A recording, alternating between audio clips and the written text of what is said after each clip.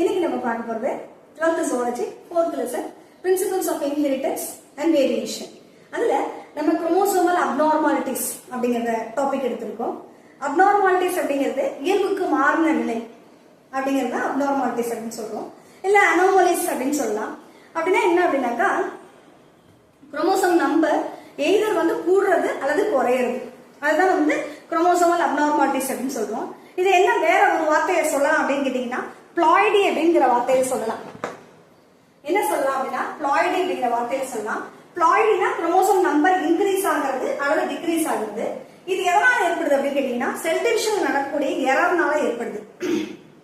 இது வந்து failure of chromatids to segregate during cell division அப்படிங்கறது அதோட கான்செப்ட். அப்படின்னா என்னன்னா செல் டிவிஷன் நடக்கிறப்ப அந்த குரோமாட்டிக்ஸ் வந்து ப்ராப்பரா செக்ரிகேட் ஆகல அப்படிங்கறதா மீனிங். கூடுதலாவோ குறைவாவோ ஏற்பட்டுருச்சு அப்படின்னா அந்த கண்டிஷன் இஸ் கால்டு பிளாய்டி. சரி, இந்த ஆட்டோசோமல் ஆன்ப்ளாய்டின்னு சொல்றாங்க அப்படின்னா என்ன அர்த்தம் அப்படின்னா ஆட்டோசோம் அப்படிங்கிறது வந்து பாடி செல்ஸ்ல இருக்கக்கூடிய குரோமோசோம்ஸ் தான் நம்ம வந்து ஆட்டோசோம் சொல்றோம். பாடி செல்ஸ்ல இருக்கக்கூடிய chromosomes we are saying autosomal அப்படின்னு சொல்றோம். இந்த ஆட்டோசோம்ஸ்ல பாடி செல்ஸ்ல இருக்கக்கூடிய குரோமோசோம்ஸ் நம்பர்ஸ்ல சேஞ்சஸ் இருந்தாதான் that condition is called autosomal aneuploidy ன்னு சொல்றாங்க. அதுல ரெண்டு விதமான டிசீசஸ் இருக்கு. ஒன்னு வந்து டவுன் சிண்ட்ரோம், இன்னொன்னு பட்டா சிண்ட்ரோம். இத பத்தி தான் இந்த வீடியோல பார்க்க போறோம். வாங்க வீடியோக்குள்ள போலாம். இப்போ நம்ம டவுன் சிண்ட்ரோம் பத்தி பார்க்க போறோம்.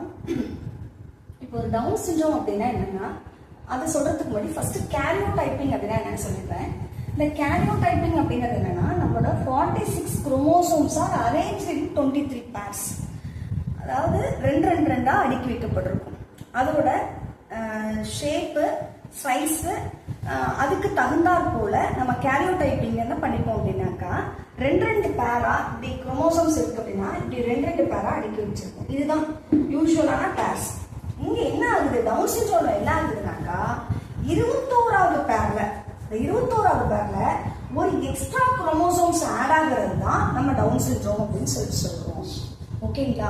அப்ப இந்த கேரியோடைப்பிங் அப்படிங்கிறது குரோமோசோம்ஸ்ல என்ன பிரச்சனை இருக்கு அப்படின்னு கண்டுபிடிச்சுக்கலாம், தெரிஞ்சுக்கலாம். அதுல the 46 chromosomes are arranged in 23 pairs. Okay, so இந்த குரோமோசோம்ஸ் வந்து ரெண்டு ரெண்டு பேரா என்ன பண்ணப்பட்டிருக்கும், அடுக்கி வைக்கப்பட்டிருக்கும். இங்க டவுன் சிண்ட்ரோம் அப்படின்னா என்ன அப்படின்னாக்கா இந்த 21வது பேர்ல ஒரு குரோமோசோம்ஸ் எக்ஸ்ட்ராவா இருக்கிறதுக்கு பேர் தான் என்னன்னா டவுன் சிண்ட்ரோம். அதை தான் நம்ம பிளாய்டி அப்படின்னு சொல்றோம். சரி, இதோட கேரக்டரிஸ்டிக்ஸ் என்ன அப்படின்னு பாத்தீங்கன்னா மென்டல் அந்த குழந்தை எப்படி இருக்கும் அப்படின்னா மென்டல் ரிட்டார்டேஷனோட இருக்கும். அப்படின்னா அதோட ஐக்யூ லெவல் கம்மியா இருக்கும், நார்மல் பர்சனா இருக்க மாட்டாங்க. So that's what is call mental retardation அப்படின்னு சொல்றாங்க. மன வளர்ச்சி குன்றியவர்கள் தான் நம்ம என்ன சொல்றோம்னா மென்டல் ரிட்டார்டட் சைல்டு அப்படின்னு சொல்றோம். அடுத்து டிஃபெக்டிவ் டெவலப்மெண்ட் ஆஃப் சிஎன்எஸ். சிஎன்எஸ்ங்கிறது என்னது? Central nervous system. பிரெயினோட வளர்ச்சி ஸ்பைனல் கார்டோட வளர்ச்சி ரெண்டுமே கம்மியா இருக்கும் அப்படின்னு சொல்றாங்க. Defective development. அடுத்து இன்க்ரீஸ் செப்பரேஷன் பிட்வீன் ஐஸ் அப்படின்னு சொல்றாங்க. இந்த கண்களுக்கு இடைப்பட்ட தூரமானது அதிகமா இருக்கும். இப்போ ஒரு குறிப்பிட்ட இந்த இவ்வளவு மெஷர்மெண்ட் தான் இருக்கணும் அப்படின்னு இல்லாம எப்படி இருக்கும்னா கண்கள் வந்து விலகி ரொம்ப ஜாஸ்தியா விலகி இருக்கும். அடுத்து ஃபிளாட்டன்ட் நோஸ். நோஸ் வந்து தட்டையா இருக்கும் அப்படின்னு சொல்றாங்க.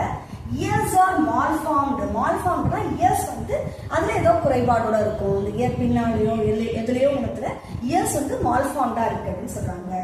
மவுத் வந்து எப்பவுமே ஓப்பனா தான் இருக்கும். அப்புறம் டங்க் வந்து ப்ரொட்ரூட் ஆகி வெளில இருக்கும்.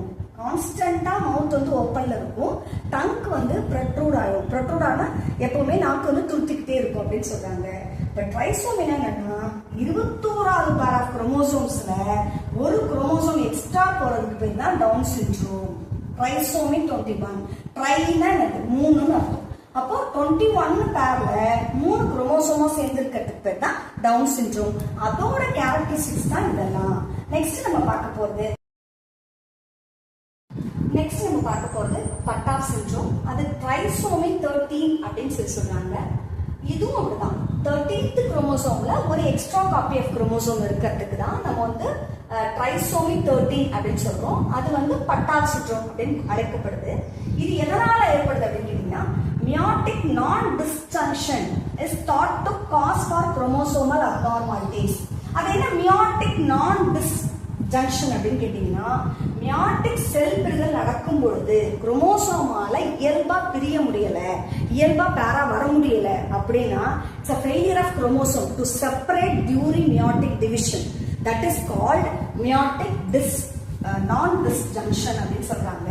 அதனால இதோட கேரக்டரிஸ்டிக்ஸ் என்ன அப்படின்னு கேட்டீங்கன்னா, இங்கேயே மென்டல் டெஃபிஷியன்சி தான், மன வளர்ச்சி குன்றியவர்களா இருப்பாங்க அந்த குழந்தைங்க அப்படின்னு சொல்றாங்க.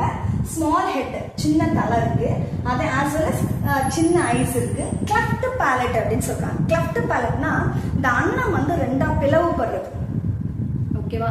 ரூஃப் ஆஃப் மவுத் வந்து பிளந்தே இருக்கிறது, that is called cleft palate அப்படின்னு சொல்றாங்க. அன்னப்பிளவு ஏற்பட்டு இந்த குழந்தைங்க பிறக்கிறது. அடுத்து malformation of brain and internal organs. மால் ஃபார்மேஷனால குறைவா இருக்கு அப்படின்னு அர்த்தம்.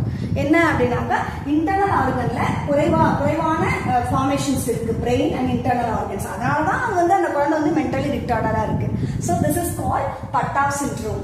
இங்க வந்து நம்ம பார்த்தது ரெண்டே சிண்ட்ரோம் தான், Down syndrome and Patau syndrome. Down சிண்ட்ரோம்னா 21வது பேர் ஆஃப் குரோமோசோம்ல ஒரு காப்பி எக்ஸ்ட்ரா போயிடும், இங்க 13th குரோமோசோம்ல ஒரு பேர் எக்ஸ்ட்ரா போயிடும். இதைத்தான் நம்ம பிளாய்டி அப்படின்னு சொல்றோம். இது வந்து இந்த டிசீசஸ்க்கு வழிவகுக்குது. இந்த மாதிரியான மேற்சொன்ன அனைத்து கேரக்டரிஸ்டிக்ஸையும் கொண்டிருக்கு அந்த குழந்தைங்க. ஓகேவா? நான் சொன்ன கண்டென்ட் உங்களுக்கு நல்லா புரிஞ்சிருக்கும்னு நினைக்கிறேன். நெக்ஸ்ட் வீடியோவில் பார்க்கலாம். லைக் பண்ணுங்க, ஷேர் பண்ணுங்க, கமெண்ட்ஸ் பண்ணுங்க. தேங்க்யூ.